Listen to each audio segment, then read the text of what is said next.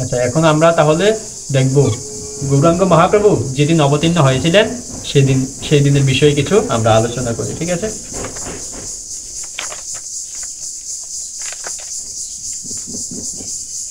ভগবান শ্রী চৈতন্যদেবের আবির্ভাব লীলা খুবই অসাধারণ। তখন নবদ্বীপের অবস্থা ছিল একটু অন্যরকম। আমরা জানি যে ভারতবর্ষ হচ্ছে ধর্মক্ষেত্র, কিন্তু আমরা শ্রীমদ্ ভাগবত থেকে এটাও জানতে পারি যে সেখানে বিভিন্ন রকমের ধর্ম ছিল। সনাতন ধর্ম বা ভাগবত ধর্মের পাশাপাশি বিভিন্ন অধর্ম ছিল। পৃথিবীতে যাহা কিছু ধর্ম নামে চলে, ভাগবত কহে তাহা পরিপূর্ণ চলে। ভারতবর্ষকে বলা হয় কি ধর্মের ভূমি বা ধর্মের ক্ষেত্র। তবে পাশাপাশি সেখানে সনাতন ধর্ম বা ভাগবত ধর্ম ছাড়াও পাশাপাশি কিছু বিভিন্ন অধর্মও ছিল। এখন সারা বিশ্বে ক্রমবর্ধমান উপধর্মও দেখা যায়, যা ধর্মের মতো মনে হলেও বাস্তব পক্ষে ছলধর্ম বা কপট ধর্ম। সারা বিশ্বে মানে ধীরে ধীরে এগুলো বাড়তেছে এই ধর্মগুলা, কিন্তু আসলে এগুলো ধর্ম মনে হলেও কিংবা ধর্মের মতো দেখা গেলেও এইগুলো আসলে ছল ধর্ম বা কপট ধর্ম। বুঝতে পারছো? কিছু কিছু লোক হঠযোগের অনুশীলন করে থাকে, কেউ কেউ একে ধর্ম বলেও দাবি করে, কিন্তু তারা শুধু সুস্বাস্থ্যের জন্য এটি করছে। কেউ ধর্মীয় কারণে যোগ অনুশীলন করে না, যদিও সেটা আধ্যাত্মিক উন্নতির জন্য নির্দেশিত। এরকম আরো বিভিন্ন রকম চর্চা আছে যা প্রকৃতপক্ষে সঠিক ধর্ম নয়। শ্রী চৈতন্য মহাপ্রভুর আবির্ভাবের ঠিক পূর্বে লোকজন অনুষ্ঠান সর্বস্ব ধর্মের জন্য পাগল ছিল, যেগুলো প্রকৃতপক্ষে শুধু জড়জাগতিক আধ্যাত্মিক নয়। লোকজন কৃষ্ণ ও বিষ্ণুর চেয়ে দেবদেবীর পূজা প্রতি অধিক আকৃষ্ট ছিল।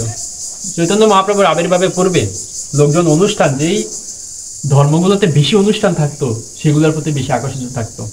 তারা বুঝতো না এটা তো আসলে জড়জাগতিক সুখ, এটা আসলে আধ্যাত্মিক মানে পরজগতের কোনো সুখ না।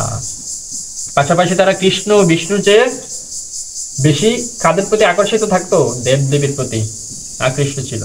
লোকজন তাদের মেয়েদের বড় অনুষ্ঠান করে বিয়ে দিত, আর একে খুব বড় ধর্মীয় অনুষ্ঠান হিসেবে গণ্য করা হতো। লোকজন কি করতো? তাদের মেয়েদেরকে অনেক বড় বড় অনুষ্ঠান করে বিয়ে দিত, মনে করতে এটাই বুঝি একটা ধর্মীয় অনুষ্ঠান, এটাই ধর্ম। অবশ্যই বিবাহ একটি গুরুত্বপূর্ণ সংস্কার, কিন্তু আধ্যাত্মিক জীবনের বড় বিষয় নয়। লোকজন তাদের প্রাচুর্য দেখানোর জন্য অত্যন্ত জাঁকজমক ভাবে মেয়েদের বিয়ে দিত। তারা দেখাতে চাইতো যে তাদের পরিবার খুব অভিজাত, সম্মানীয় ও ধর্মপ্রাণ। কেউ যখন বড় করে মেয়ের বিয়ে দিত, এটাই দেখে যেত যে যত বেশি খরচ করে, যে যত বেশি জাঁকজমকপূর্ণ ভাবে মেয়ের বিয়ে দিত বা ছেলের বিয়ে দিত, সে বেশি ধর্মপ্রাণ, সে বেশি ধার্মিক ব্যক্তি, সেই বেশি সম্মানীয় ব্যক্তি, সেই বেশি অভিজাতপূর্ণ ব্যক্তি। প্রত্যেকে চাইতো তাকে সবাই ধার্মিক বলে মনে করুক, অর্থাৎ ধর্ম নিয়েও তারা অহংকার করা শুরু করেছে। প্রত্যেকে চাইতো সবাই আমার ধার্মিক হোক, সবাই আমাকে ধার্মিক বলুক। ধর্ম ছিল শুধু নাম ও যশের জন্য, ধর্ম আসলে ভক্তির জন্য ছিল না। তারা মনে করতো আমি ধর্ম করলে সবাই আমার সম্মান করব, সবাই আমার সম্মান দিব, আমার নামটা দিকে দিকে ছড়িয়ে পড়বো। এখনো কিন্তু অনেক এরকম মানুষ আছে। তারপর কেউ যদি প্রতিযোগিতা হেরে যেত কিংবা যদি অন্য কোনো ব্যক্তি আরো বড় বিয়ের অনুষ্ঠান করত এবং প্রথম ব্যক্তির আর কোনো মেয়ে না থাকতো, তাহলে সে শিব ও পার্বতী মূর্তির বিয়ে দিত। ধরো দুইজনে প্রতিযোগিতা লাগছে যে কে কার মেয়েকে বেশি কি দিত, বড় আয়োজন করে বিয়ে দিতে। এখন ধরো সে হেরে গেছে, তার আর মেয়ে নাই, সে কি করতো? শিব আর পার্বতীর আরো বেশি জাঁকজমকপূর্ণ ভাবে বিয়ে দিত।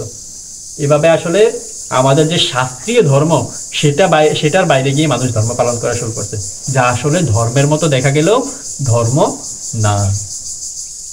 অন্যরা বলতো তুমি আমাকে পরাজিত করেছো, এখন আমি আরো বড় কিছু করব।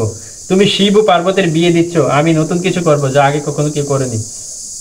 কি করতো? যে ধরো শিব আর পার্বতীর বিয়ের মধ্যে ধরো হেরে গেছে, হ্যাঁ, ধরো ওই যে মেয়ের বিয়ের মধ্যে হেরে গেছে, এখন শিব আর পার্বতীর বিয়ে দিতে, তখন সে কি করতো? শিব আর পার্বতীর বিয়ে দিচ্ছে, এখন আমি কিসের বিয়ে দিয়ে আরো বেশি সম্মান অর্জন করা যায় সেটা দেখতে। তখন তারা কি করতো? কুকুর আর কুকুরের বিয়ে দিত। দেখো কতটা নিম্ন পর্যায়ে ধর্মকে নিয়ে গেছে তারা, কুকুর আর কুকুরের মধ্যে বিয়ে দিত। তারপর আরেকজন বেড়ালের বিয়ে দেবার সিদ্ধান্ত নিল, আর এভাবে এটি চলতে থাকলো। কতটা মানে হীন পর্যায়ে মানুষ চলে গিয়েছিল চৈতন্য মহাপ্রভু আবির্ভাবের পূর্বে। বৈষ্ণবেরা বলতে লাগলেন এ কি ধর্ম বা আধ্যাত্মিক জীবনের সঙ্গে এসবের কি সম্পর্ক আছে? লোকজন শুধু জাগতিক লাভের জন্য বড় বড় পূজার আয়োজন করছিল। কদাচিৎ কেউ বিষ্ণুর পূজা করত, কেউ ভগবানের দিব্য নাম করতো না।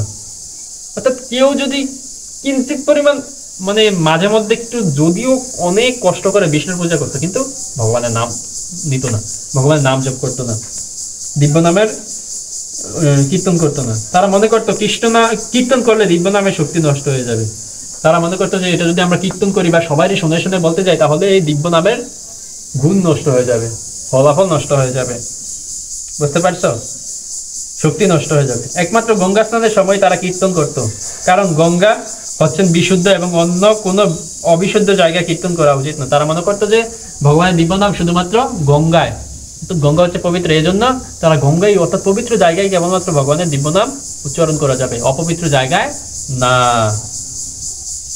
আচ্ছা, বিভিন্নভাবে নবদ্বীপে জড়জাগতিক আবহাওয়া বৃদ্ধি পাচ্ছিল, যদিও বাহ্যিকভাবে এটিকে খুবই ধর্মানুকূল মনে হতো, কিন্তু প্রকৃতপক্ষে বেশিরভাগই ছিল নামে মাত্র ধর্ম।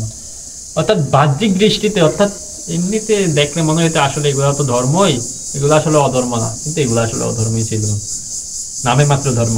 তারা পোষা বিড়াল বা কুকুরের জন্য অগ্নিহোত্র যজ্ঞ করত। পোষা বিড়াল এবং কুকুরের জন্য তারা অগ্নিহোত্র যজ্ঞ করত।